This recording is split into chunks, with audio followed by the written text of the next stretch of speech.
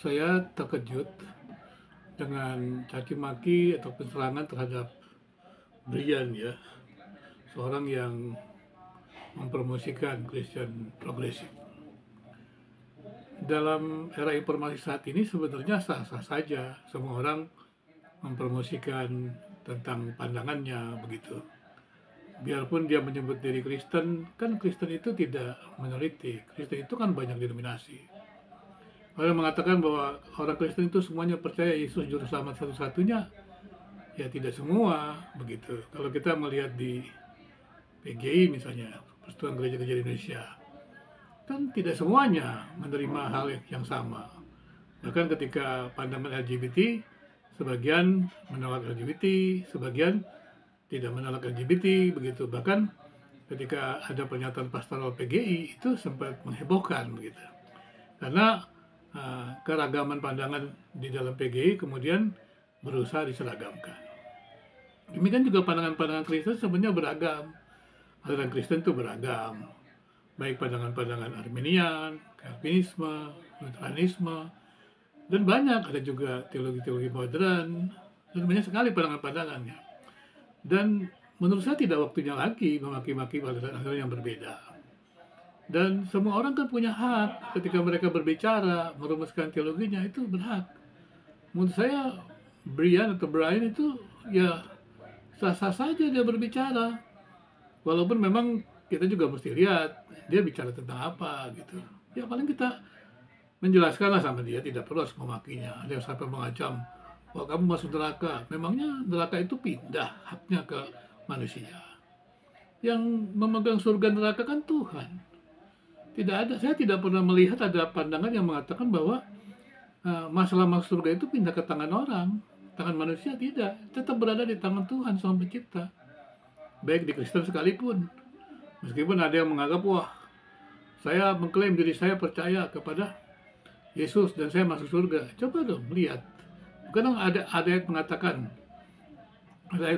bahwa bukan mereka yang menyebut nama Tuhan yang masuk kerajaan surga, tetapi mereka yang hidup benar. Jadi doktrin ajaran itu tidak menjamin bahwa seseorang itu bisa masuk surga. Karena doktrin atau ajaran itu kan rumusan manusia. Dia relatif, apalagi ketika kita mendengarkan pandangan-pandangan bukan para teolog, bukan pakar. Pengamatan saya, ada banyak orang bicara tentang teologi, bicara tentang aliran, tapi dia tidak memahami dengan baik. Dia mengatakan misalnya seseorang itu seperti Brian, misalnya contohnya, sesatnya di mana dulu, begitu. Misalnya yang menjadikan landasan teori sesat itu apa? Misalnya kalau kita bicara tentang landasan teori sesat, misalnya salah satunya adalah pengakuan iman. Di pengakuan iman itu kita dijelaskan bahwa kepercayaan tentang Allah Bapa, Allah Anak, dan Allah Roh Kudus.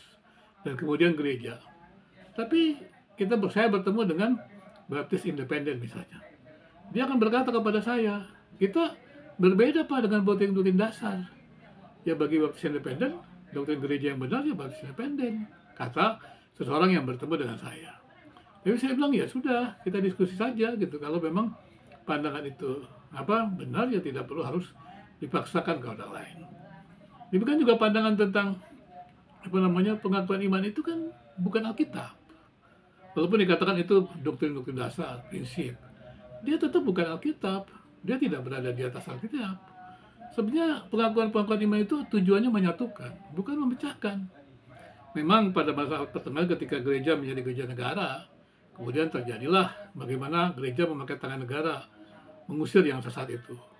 Dengan alasan mengambil tangan Tuhan, pakai tangan negara untuk menyingkirkan yang sesat.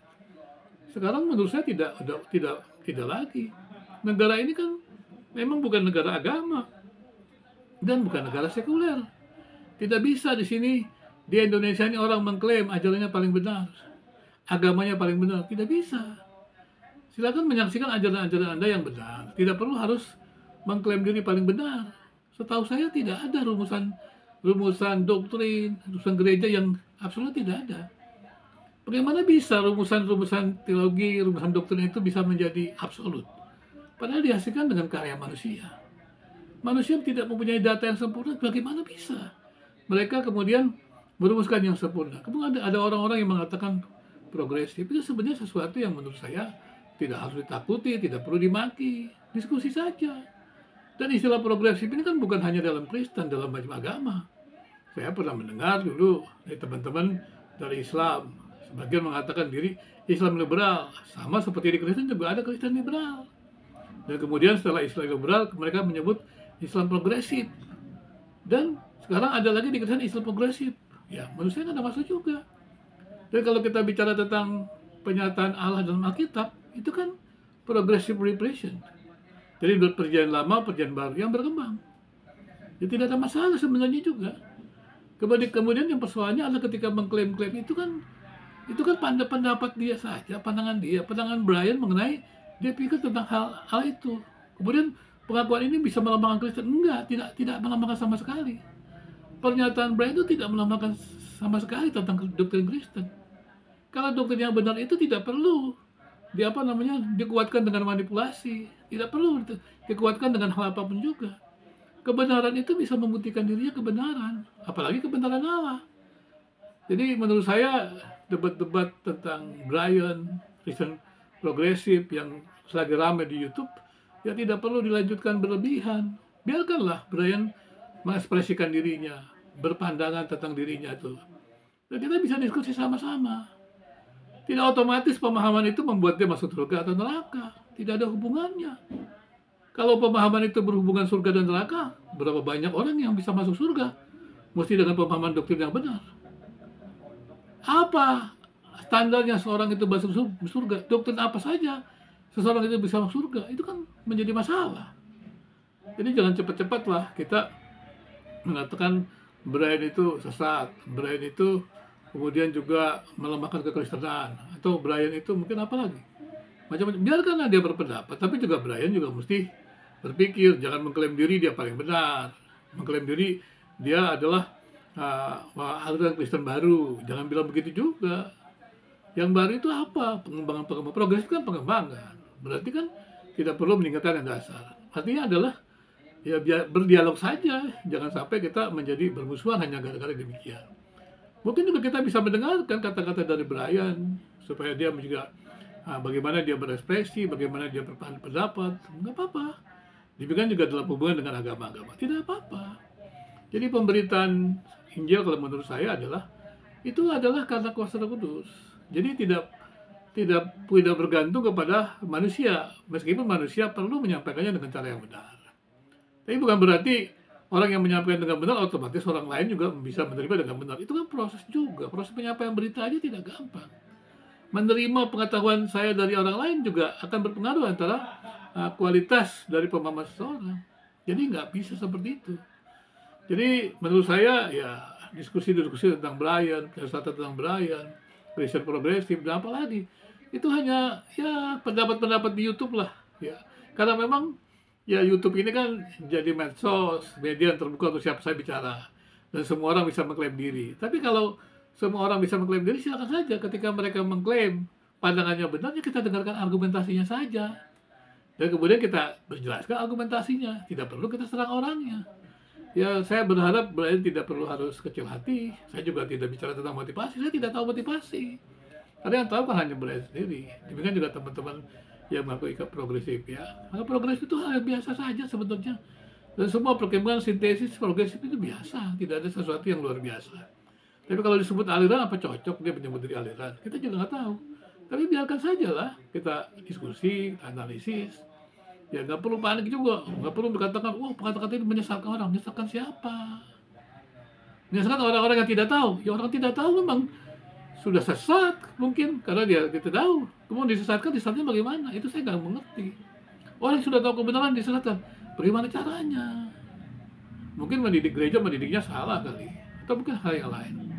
Jadi ya saya sih pikir menurut pengamatan saya ya kebanyakan ya teologi-teologi Kristen ini hanya teologi membeo saja, sehingga kemudian berantamlah mereka dengan hal-hal yang sebetulnya mereka tidak tahu, yang menyerang pun tidak tahu. Tidak tahu doktrin yang benar itu apa, tidak tahu. Karena memang rumusan doktrin itu tidak ada sempurna. Hermeneutik itu juga tidak pernah ada bukti sempurna. Sebetulnya pertengahan antara mereka yang mengatakan yang benar itu adalah exegesis bagaimana?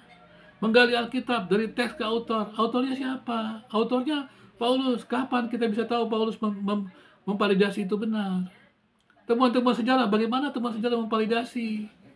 Kemudian kamus-kamus yang mengatakan ini, bagaimana kita bisa memvalidasinya? Berapa banyak Anda bekerja untuk meneliti itu? Kemudian ributlah dengan teman-teman yang lain yang menekankan kepada reader. Oh, nggak bisa, kita tidak bisa menemukan autor, penulis, pengarang. Kita bisa membaca kitab itu dengan konteksnya ada. Dari teks itu ada konteksnya. Dan kemudian menghubungkan dengan konteks sekarang. Nah, itu pun terjadi. Dan kalau keduanya saling menyesatkan, lucu lah menurut saya. Itu kan metode-metode yang berbeda dan harusnya saling belajar saja. Tidak ada sesuatu yang luar biasa di sana, itu sesuatu yang umum saja. Cuma ketika dikaitkan agama menimbulkan emosi, menimbulkan kesatuan agama. Saya pikir tidak perlu ya. Kalau diskusi ya mesti jernih. Jangan diskusi tentang pengetahuan dihubungkan dengan iman.